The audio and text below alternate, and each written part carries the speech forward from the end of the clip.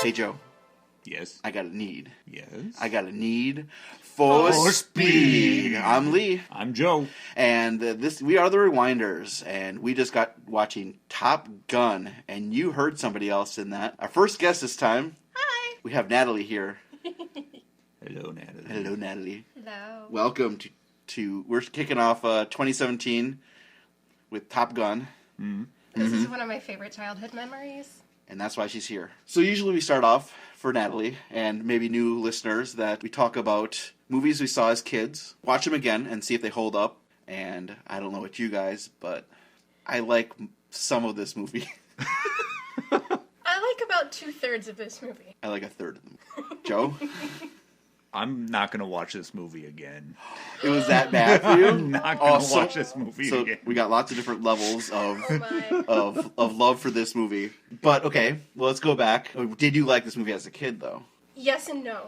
Well, yeah, tell us your memories, I guess. That's how we usually, talk about it. I absolutely hated all the gooey relationship stuff, and my mom telling me, "Oh, you'll get it someday." Okay. I don't know. I always loved the piloting scenes and some of the school stuff that they went through. I would say it's the same for me, too. It was, I don't care about the romance, them talking, get in the jets, do some stuff. I don't know what's really happening in the jets as a kid. They're the bad guys. Okay, they're in black jets. They have a red star on it. And they never ever say who the bad guys are, but that red star tells you everything. Yeah. They're at least communists. Oh, yeah. You know it. They have to be. We're friends with them now. We're having sleepovers with them now. Oh, they're so great. How about you, Joe? I remember just jets. And back then, I didn't know what kind they were. I didn't know these people were in the Navy or anything. It didn't matter. There's military planes zooming around and things blowing up. And anything in between bored me. Yep, exactly. For me, it was, I loved airplanes as a kid. And I put together model planes, so I knew a lot of them. And that they were F-14 Tomcats. They say it in the movie. They say it in the movie a bunch, but nope. Then they're so pretty. Oh.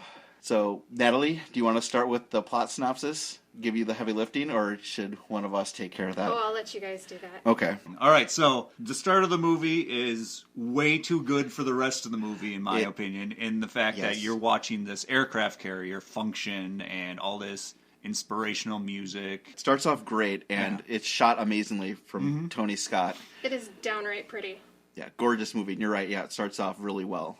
And once they get some jets in the air, then they switch over to some Kenny Loggins. Oh, K-Log. But I wrote down here, it's an abrupt transition in the music. Throughout the entire movie, the music cues just end. Yeah. It's here's a song. Here's Danger Zone. Then stops. Here's this song. Stops. I noticed that throughout. And I get baffled by wings out, wings in. Wings out, wings in. And I mean, I get why, as an adult, why that's happening, but I just can't. Every other shot, their wings are out. I think you're and every right. other shot, their wings are in.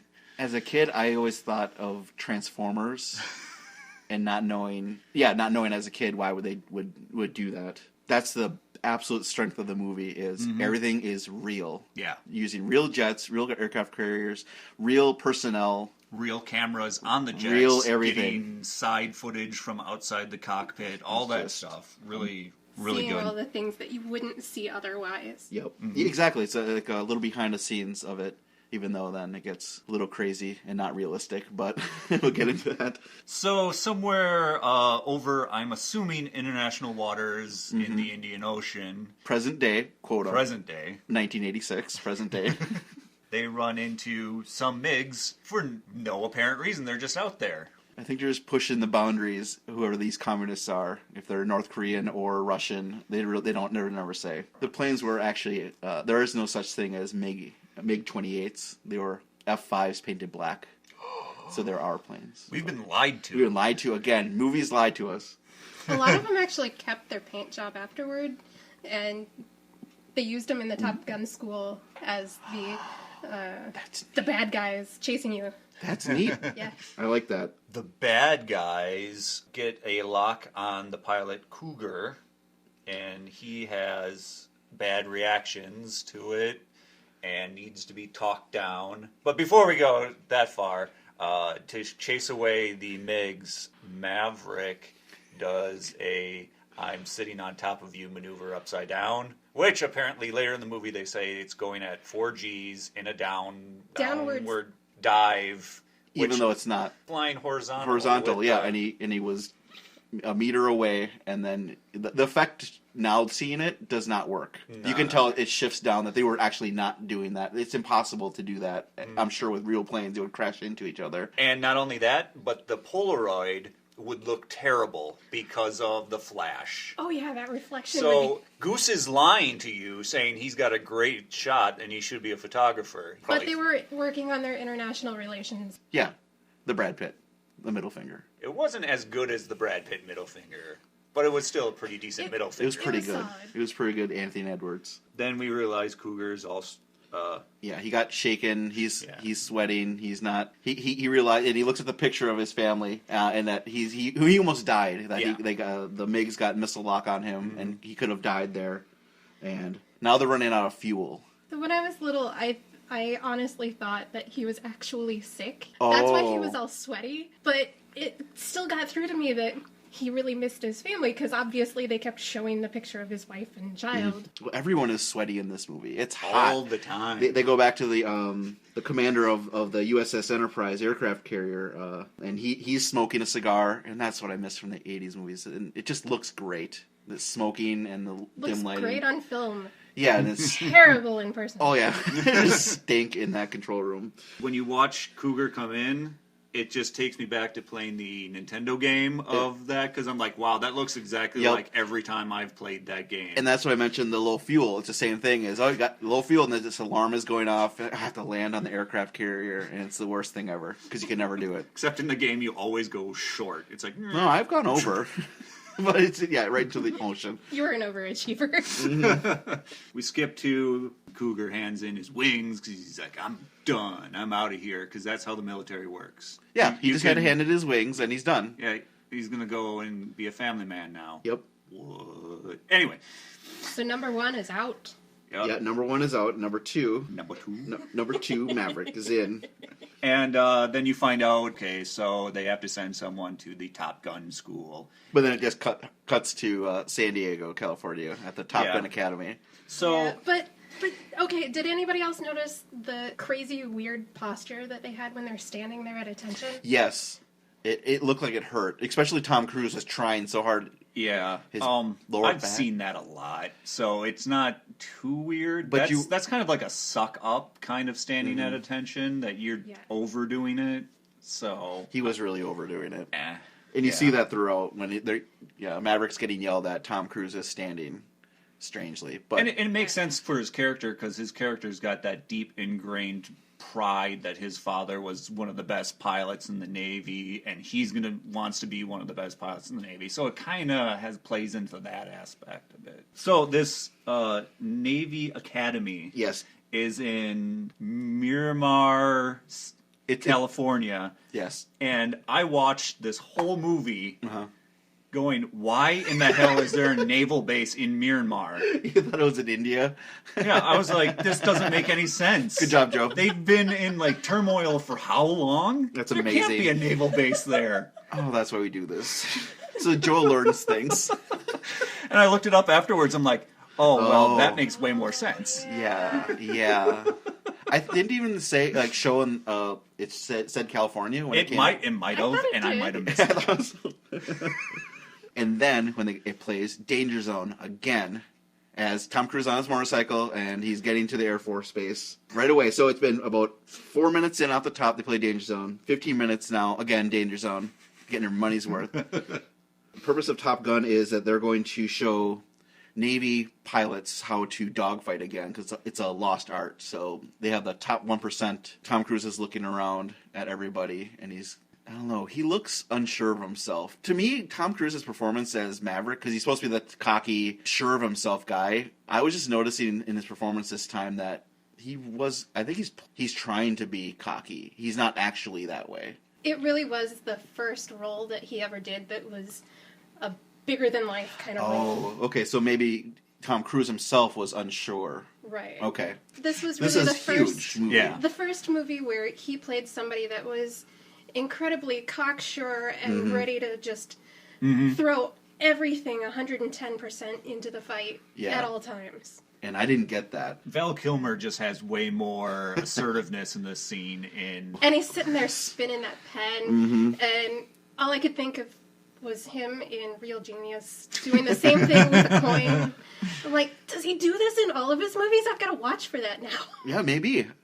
Does he do it when he's Doc Holliday in Tombstone?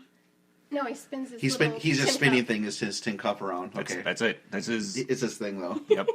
If you're lucky, you'll get on the plaque, and Maverick's like, I'm going to totally be on the plaque. Of course I am. I'm going to be on the plaque.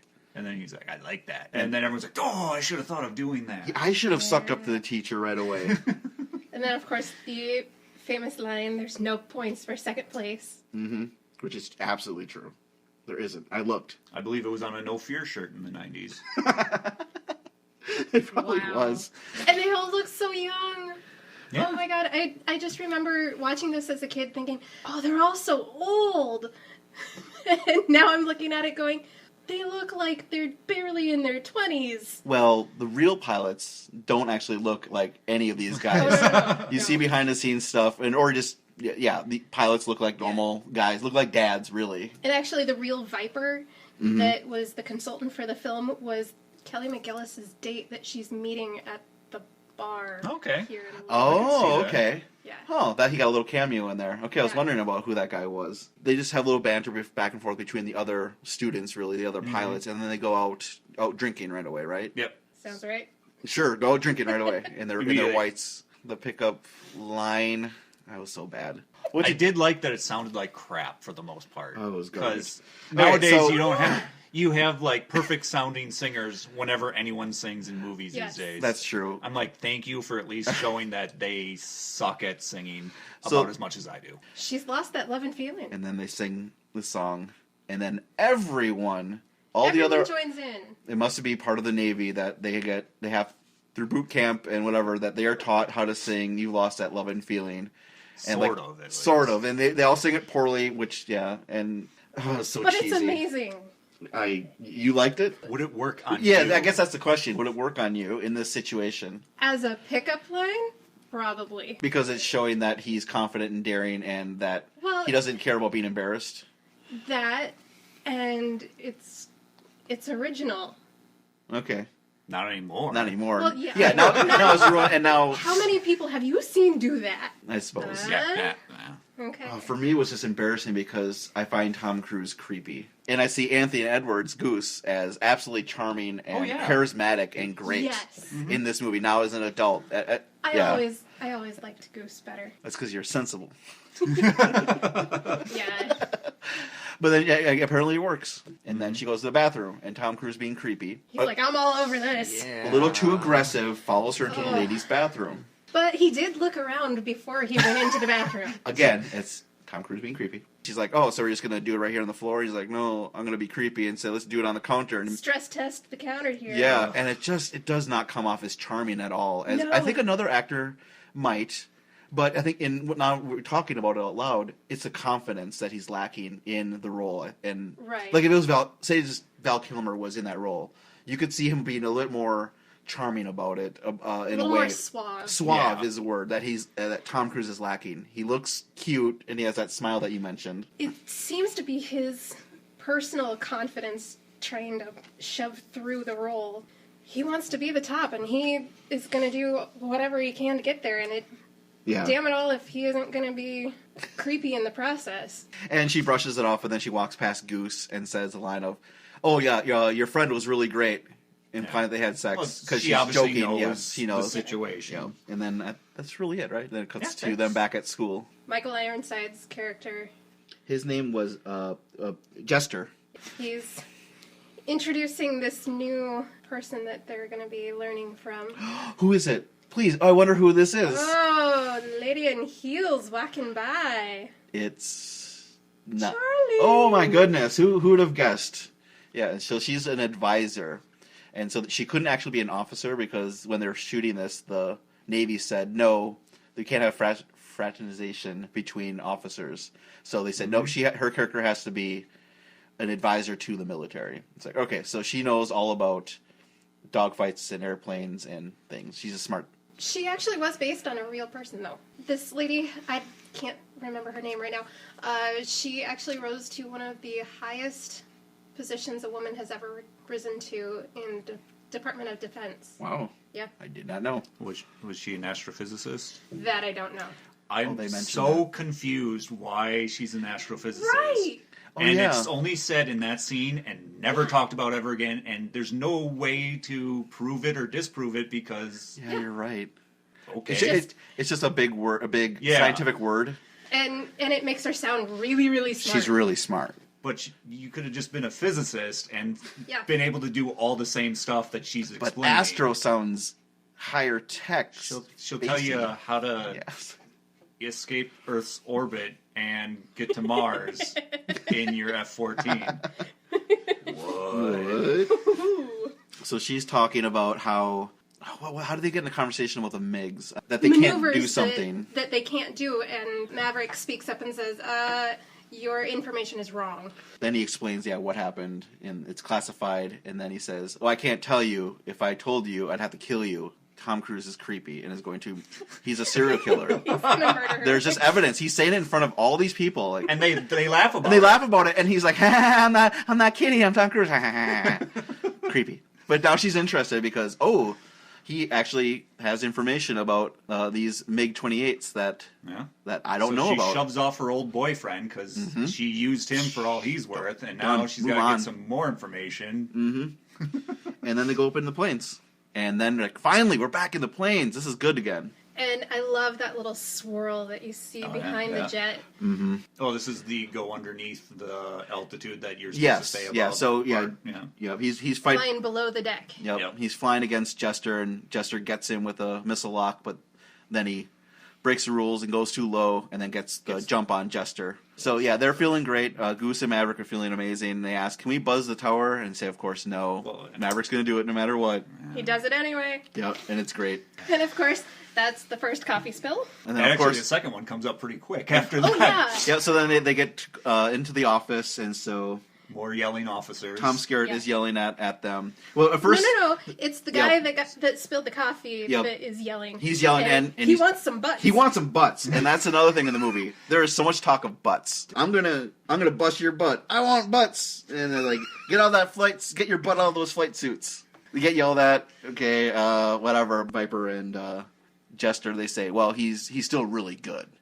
Maverick is amazing. Oh my God, I'm in love with him. Aren't you in love with him? Everyone's in love with Maverick in this movie.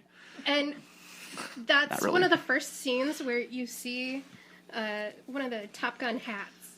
Yes, yep. Jester is wearing a Top Gun hat because he's an instructor, When I was a little kid, I always wanted to just touch one of those hats. The feeling of it? Yeah. Sure. Because it was that embroidered hat that had it stuck out against the rest of the hat. I want to reach out to the screen. Like, Michael Ironsides would probably just stare at you or maybe slap your hand if you tried that on him. Yeah, it'd probably be creepy, but... This is the point where she's giving her feedback to all the pilots, and then he asks her out to dinner, and she says no, but then writes him a yes note. Oh, that's right. Yes. And so then they have a dinner date. Yeah, that we get to introduce that Goose has a family, and that he please, Maverick, can you stop screwing around? I actually want to graduate. This will be really important for me. That's right. And so he says, okay, I'll do it for you, Yeah, man. and he was asking for the number for the truck driving school. The second time I watched this, I really, really wanted him to get that number. Then they play volleyball. Yep. Yeah. Then we get another song from Kenny Loggins, Playing with the Boys, volleyball scene. Oh, let's not being serious. Let's take off our shirts because we paid Tom Cruise and Val Kilmer millions of dollars. But not Goose. You keep that shirt on, Goose. Goose? Hey, Goose, look at me. Leave it on, all right? I want to see you. The other guys, they can take it off. Slider, do something weird and suck in your gut and go, ooh, on the side. And really, other than filler, why is this scene here? Because it's hot. It's for the ladies. It is. It's for the ladies. It's for... Okay. You gotta show them buns. I will have to admit to ogling a little bit, but it still doesn't make sense, and it kind of takes me out of the movie. How dare you? They were hanging out, playing with the boys. K-Log. So they're a little too close. yeah. Let's just put it that way. I didn't notice that. What do you mean? That they are friendly with each other? They A little put more than friendly. They're constantly slapping each other. And I did not see any butt slaps. they're constantly doing the overhead slap and then down again. Goose and I Maverick saw those. constantly putting arms around each other, saying, "You're still good. You're still a good guy." I always wanted to do that hand slap, and nobody would do that with me when I was a kid. We'll try it after this. Okay. We're gonna fail. Yep. So they play volleyball. He's got to go on the hot date, and he's a little bit late, and he meets up with Charlie, and she is at her house. Her house. Okay. But it's a rental. It's got to be. Well, everyone's on base. Well, Isn't it? This is probably off base because it says it's for rent. So So if she was on base, I don't think they would rent. That was my impression with family members in the military. But I don't know. then they have a weird conversation. It's strange. Yeah. She wants to know more about the MiGs, and I think she mentioned that she's been like 20 new hotshot pilots come by and hit on her all the time, but now I'm interested in you because you have some information that I want. I really didn't understand the scene. So that's part of my math I was doing. You were doing some math? earlier. Oh, And, okay. Lay it on us. I don't know if it's really worth, but okay, so she's saying that every 8 weeks, 20 guys go through that school. Yes. And if this is the top 1% of all pilots, why don't they send more pilots to schools like this and make them all better? How many is the top 1% in the Navy's pilot program? Okay. So 20 guys. Okay. Go through that school every 8 weeks. There are 6.5 sessions that could happen per year. So we ditch one of those half sessions, so that's when people take vacations. Okay. 6 times per year, 20 guys come in. That's 120. Now we have to figure out what is 1% of this other number. Oh no. And 120. This is where my math may fall apart because This is a I don't do this kind of math This is often. a rabbit hole. So there are 12,000 pilots in the Navy to make, and this would have to be per year. Well, That's a lot of pilots. and they're Fighter pilots. constantly hitting on her. No, just these hot pilots constantly hitting on her. It's just crazy. So yeah, she has to deal with 120 per year.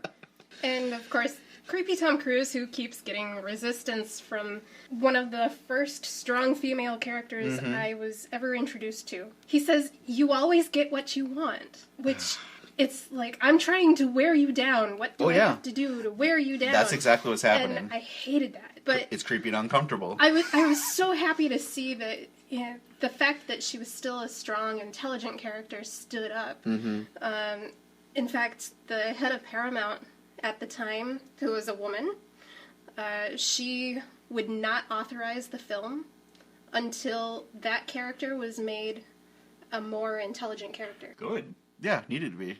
That's They good, need though. more of that. I know we've talked about it in this podcast and other episodes of, oh, so what's your character? I'm the woman. Okay.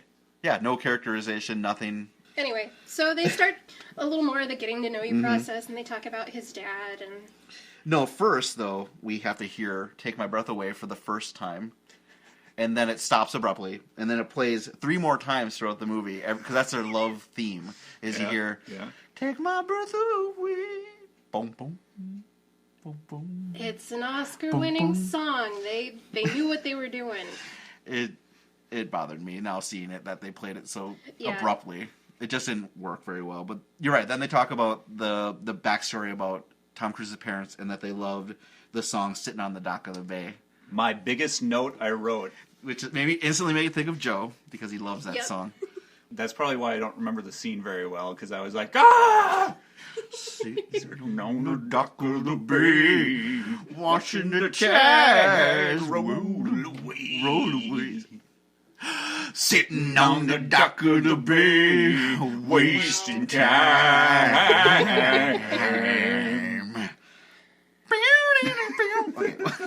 Yeah. So that happens. Yes. And then he's like, I gotta take a shower, bye. Which is... And the next thing you see is he's like post-workout or post-shower or whatever. He's so He's hot. walking around the base in a towel. Yeah, because he knows it. He's got it. Who does that? Gets in the Nobody elevator. else is walking around in a towel. Then the creepy conversation happens where he wears it. That's when he says, "I'm gonna basically stop resisting. I'm gonna get you." And then they get it. Is that the sex scene's next, right? In that? No. In comes Meg Ryan. Oh, that's right. Okay, Meg that's right. Ryan. Then it cuts to them. Then Goose they're waiting for the airplane to come, and Meg Ryan and comes in, and she looks terrible. I really hated her character when I was a kid. I thought she was really loud and ditzy. She is loud and ditzy. Do you like her now? But seeing them interacting when he's singing, Well, later on. those are some relationship goals right there. He's a really charming, nice guy, and they're getting along together really well. You know, in contrast to what you see with Tom Cruise and. My notes are not the best at this point because they start getting slightly angry. At this point, my note says, love interest is stupid, bad tangent. Oh, okay. After we're introduced to Goose's family, there's a scene in the class where Charlie's saying how stupid some of their maneuvers were. And it's a major blow to his pride. His ego, yeah, that's right. Yeah, they're looking on a screen, a replay of what they did, red and blue lines. I really couldn't see what it was at the 80s technology. I think they were trying to show that they had all axes because they kept trying to that's spin what it was. Sure, that makes sense. And then Charlie says to Maverick, see right here? Yeah, you're right. You shouldn't have done this. It was gutsy. It still worked for you, but you shouldn't have done it. That's not a textbook maneuver. Do this. And then, you're right, Natalie. He gets his ego hurt, and he storms, after the class is done, he storms out, and she's trying to talk to him. He's childishly revving his engine and zooming away on his I can't hear you. Yeah. She, just as childishly, zooms after him in her expensive little car. That's right. Almost causing an accident. Yep. Yeah, jerk. And lays down the law and tells him, I'm right, but I didn't say everything. I think that was a stupid move, but I also think you have some genius and you're flying. And I've fallen for you, and it's just terrible. And dumb. And then the sex scene. The most awkwardly shot scene that I think I've ever seen for a sex scene, where they're just standing against a wall on one half of the room. 2/3 of the screen are completely empty, and they're just way over on this uncomfortable side of the screen, and it makes me uncomfortable. There's lots of tongues. Oh, yeah. Then the tongue Okay, so I've got a little story here. I can remember as a kid, my mom went over to a friend's house to watch the movie. Her mother was there, and watching as this scene came on, and all of a sudden, oh my god, that's so gross! They're using their tongues! And that's always stuck with me, so that scene is never sexy. Never. It's never sexy. If that hadn't have happened in my childhood, that scene would probably look a little different to me now. I don't know. What did you think, Joe? It's very blue. You It don't is really very see blue. many of those kind of scenes done in that heavy of blue. And leading up to it, all I could think of was Tom Cruise has to be standing on a box. He's always because he was the same height as her, and I'm like, no. They actually put lifts in his shoes. He's so for tiny. most of the movie in his scenes with her. Yeah, because she's 6 foot tall. And No. She's 5'10". Oh, 5'10". Okay, That's close. And he's 5'10". He's 5'7". 5'7", 5'8". 5'6". 5'4". He's just going down. Well, that's happens. Just make him shorter. When you get older, you just keep shrinking. That's what's happening to Tom Cruise. He's in his 20s and he's already shrinking. She's shrinking down pretty quick. Then sex scene over. Then Yeah. it goes to another, I think, in the sky again. And they're flying, and then they... Oh, wait. Before they get up No. into the planes, they've got the need. Oh, they have the need for speed. That's right. Yeah. Every time I hear that, you have to say it, don't you? Yes. That's ingrained in you. I do. I do that when I get in my car sometimes. No, you don't. Shut up, I do. Okay. Yeah, and the flying scene for that part. Oh, great. They're in the airplanes again, where they should be. Yep. Enough of this other nonsense that's distracting the movie. The movie is about Top Gun and beating airplanes. And what happens in the scene? Really, I think it just shows again Maverick doing whatever. He was supposed to be guarding someone, and then he just ditches off to chase. He goes to chase Jester. That's when the other guy, Viper, is behind him, and then he gets him. That must have been that And part. then they're in the shower room, in the locker room, which doesn't happen in real life. And that's when we get the scene, right, where Iceman confronts Maverick, saying, "I don't like you. You're dangerous." And then Tom Cruise says, "That's right. I am dangerous, Ice Man. I'm crazy, Tom Cruise. I'm insane." Then Val Kilmer goes back, goes, just amazing. That's good. Beautiful pearly teeth. He bites at him because they're in love. I mean, what? No, they're not in love. There's no way. There's no way that Iceman and Maverick are in love. No, Val Kilmer just doesn't look like he wants to be there. Oh, no, that's right. He was contractually obligated to be in this movie. Yeah, he did not want to be in this movie, and the studios made him do it. Yep. Fun stuff. Yeah, good stuff. So I guess you're right. Didn't want to be in here. Now that's when they're hanging out with Meg Ryan and Anthony Edwards' family. Okay, so it was after that. And that's when they're singing at the piano. And you're right, Anthony Edwards is just so charming and great. He's such a likable person. And those two as a couple are perfect. They actually hooked up after that. Really? They did. They became a couple for a little bit. But it does show really that he's a very likable family guy, and they're very much in love with each other. Meg Ryan does a pretty good job of just saying how she's been friends with Maverick too. Mm-hmm. That they've been basically all friends for a very long time. Yeah, and he might be cocky, but he's a great guy. Yeah, he's a great guy. Talking to Charlie, let's say he has slept around basically. She says a lot, but he has only eyes for you right now. So it's all good. Don't worry about it. You're the one. You're the one now. For now. Yeah, for now. And then they go into the jets again, and for the final lesson, or getting close to that. I think they say they're halfway through classes. I think the instruction is that, again, Maverick has to stay. Oh, this is the one where... This is final points, I think, are being awarded. Final points and... So both of them, either Iceman has to finish off strong, or Maverick is going to get the points. And so that's why they had a really heavy competition between Maverick and Iceman. Yes. And so Iceman finally gets one of the other jets in they're like banking, and so you have the jet in front, the target, Iceman, and Maverick is right behind, and they're all trying to get a lock on this jet to get the points to hit it, and finally Iceman just moves out of the way, like, okay, fine, I can't get the lock, and then that's when Maverick and Goose get caught in the wake of the jet propulsion and blows out both of their engines, and they go into a flat spin, and then they can't get out of, then bad things happen. And it was a really good scene. I thought it was done really well, and showing, obviously all the jets are real, but even showing it like because they obviously didn't crash the airplanes. I thought it looked really good on how they edited it and made it look like they were spinning and going down. Goose gets hit from the canopy and breaks his neck and dies instantly. But originally they wanted to like a mid-air collision with the other plane and they have it blow up. But they're like, no, we can't do that. It's too dangerous. So they wrote this, which I think is pretty good though. I liked it. They land in the water. Coast Guard comes in. Which also kind of got me a little batty because obviously there's a neck injury involved here. Oh yeah, he's grabbing him in the water. The swimmer comes out and just let him go, and then drags him through the water. And then that's right. Attaches him to the cord, and he's dangling dead as body he's going up. or like, and where's the backboard? Where's the basket? They actually broke protocol on that one because they were only pulling him by the pack. Mm-hmm. So that's a big no-no. I can only assume it was for the dragging him out and making him look limp, and so that you can see that he's dead, not giving you any kind of hope that he would be alive. As Maverick's holding him, he's got a bloody helmet and face, and they get him out. Then the next scene is Tom Cruise in his tighty whities, and he just got done shaving. Tom Skerritt comes by and says, "Goose is dead." Yeah, I know. It was definitely that machismo. Stiff upper lip. Don't make him cry. Don't show him crying. Don't show him being a human. It's, I gotta be a man and I can't cry in front of anybody. Yep.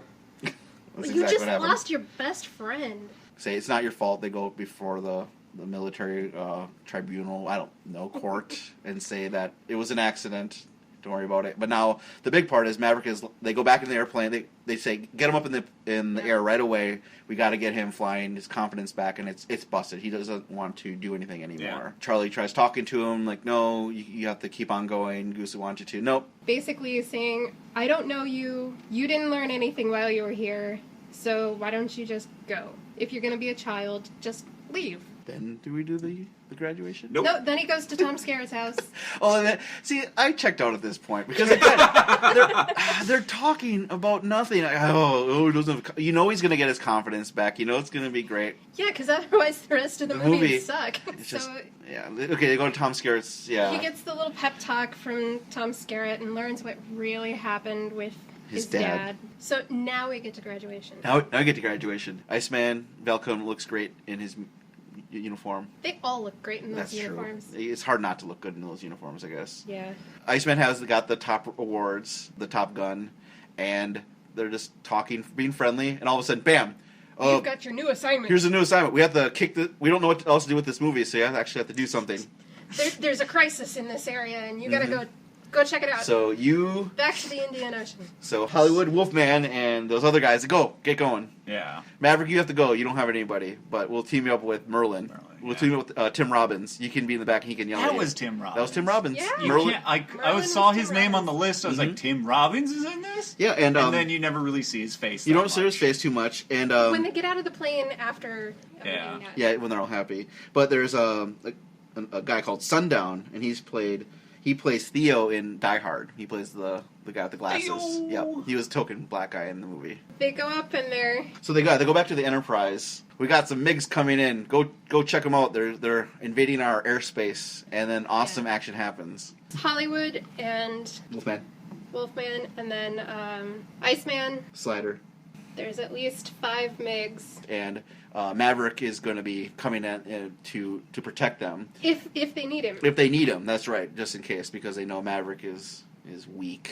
And then Hollywood gets shot down. Tom Cruise, get out there. Go save their lives. Iceman and Slider, they're getting attacked. They're surrounded, basically, by MiGs. And I just remember looking at that scene thinking, that looks like a swarm of flies. It looked great. Instead of shooting more missiles at Iceman, which would make more sense, we'll shoot guns at them. Mm-hmm. And they take out 3 of them, and then the other 2 MiGs leave. And Maverick is so happy. What does he do to celebrate? Another flyby. Then they land. Everyone's cheering that they did such a good job. They started World War III with the communists.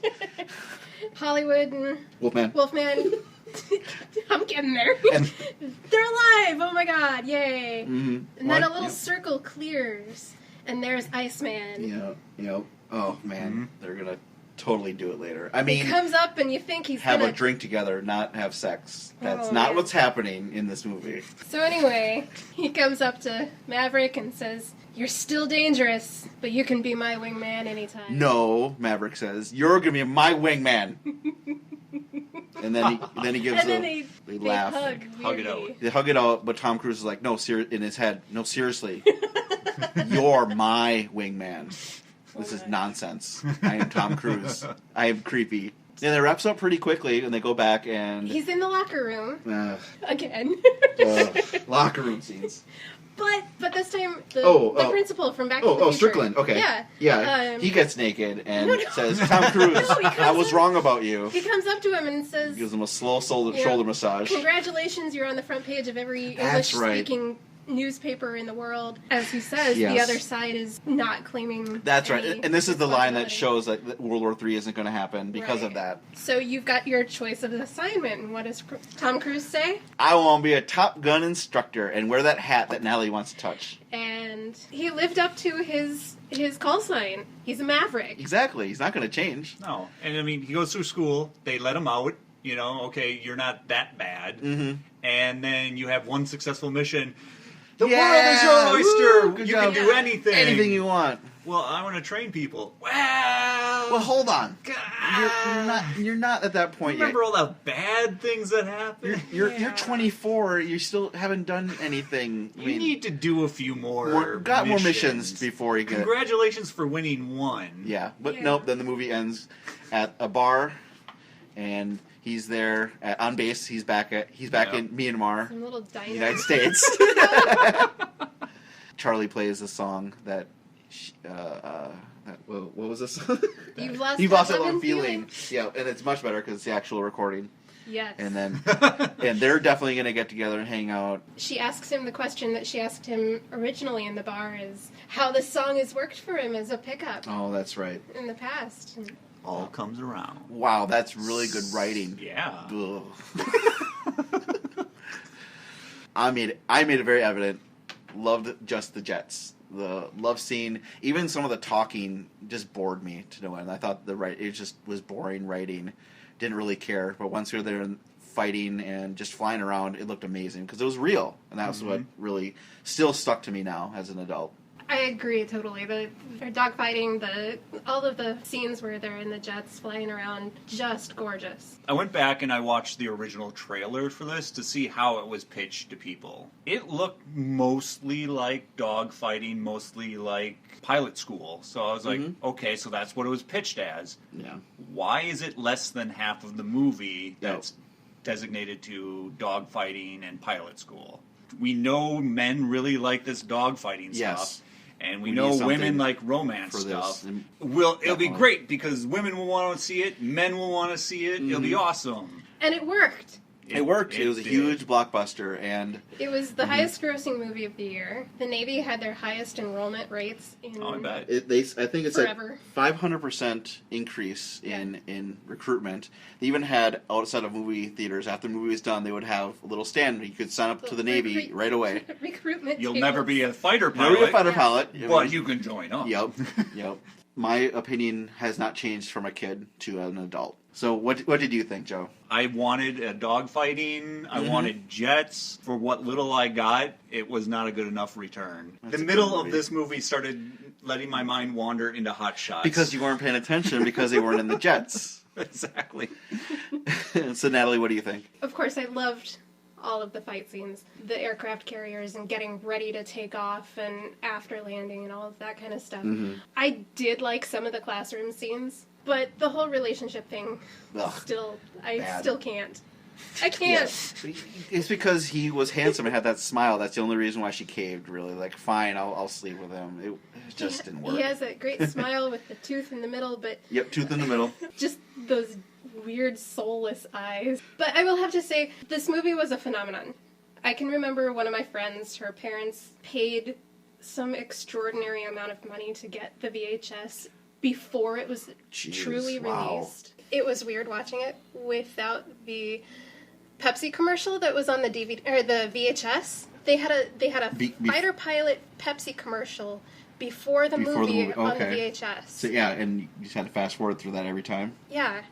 Or did you just but you liked it because you said you missed it. I watched it. So it was really weird to watch this whole movie and not see that little commercial beforehand. You've seen this movie way more than Joe and I, right? Oh, yeah. How many times? Because your dad... dad... I don't know. My dad watched it so much. And that's funny, because my dad was in the Navy. He was on the USS Kitty Hawk, and he was there on an aircraft carrier. No, this movie didn't watch it. It was a favorite in my house because my dad liked that military movie aspect of it, and my mom thought Tom Cruise was the greatest thing since sliced bread. Oh my. And there's a bunch of half-naked men playing volleyball, so... Oh, we can all get behind that. But yeah, it was one of those well-loved movies in my house.